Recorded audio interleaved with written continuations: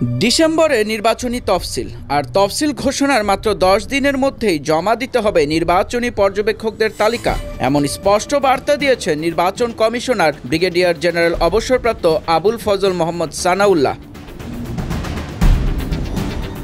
আগামী জাতীয় সংসদ নির্বাচনকে সামনে রেখে মঙ্গলবার নির্বাচন কমিশন দিনব্যাপী সংলাপে বসে দেশীয় পর্যবেক্ষক সংস্থাগুলোর সঙ্গে। উদ্বোধনী বক্তব্যে প্রধান নির্বাচন কমিশনার এএমএম নাসির উদ্দিন জানান, পর্যবেক্ষকদের তারা সহযোগী হিসেবে দেখতে চান এবং সুষ্ঠু নির্বাচন আয়োজনই ইসির প্রধান দায়িত্ব।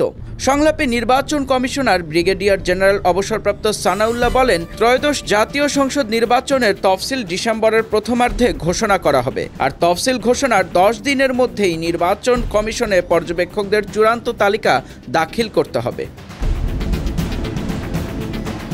এছাড়াও তিনি স্পষ্ট করে দেন, যে পর্যবেক্ষকদের নিয়োগ দেওয়া হবে তাদের কোনো রাজনৈতিক দলের সঙ্গে সম্পৃক্ত থাকা চলবে না। রাজনীতি বহির্ভূত, নিরপেক্ষ ও মানসম্পন্ন পর্যবেক্ষকই নির্বাচনে থাকবেন। বিদেশি পর্যবেক্ষক হিসেবে নিজ দেশের নিয়মে আবেদন করতে হবে। সানাউল্লাহ আরও বলেন, বাংলাদেশের ইতিহাসে সবচেয়ে স্বচ্ছ নির্বাচন হবে 2026 সালে। কেউ এই প্রক্রিয়ায় ব্যাঘাত ঘটাতে চাইলে তার বিরুদ্ধে কঠোর ব্যবস্থা নেওয়া হবে।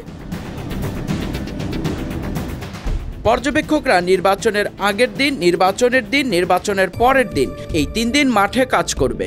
ভুয়া পর্যবেক্ষক ঠেকাতে এবার বিশেষ ব্যবস্থা। পরিচয়পত্রে কিউআর কোড ব্যবহার করবে ইসি, যাতে জালিয়াতি প্রতিরোধ করা যায়। সিইসি তার বক্তব্যে পর্যবেক্ষকদের স্বচ্ছতা বজায় রেখে ভোটের মাঠে সহযোগিতা করার আহ্বান জানান।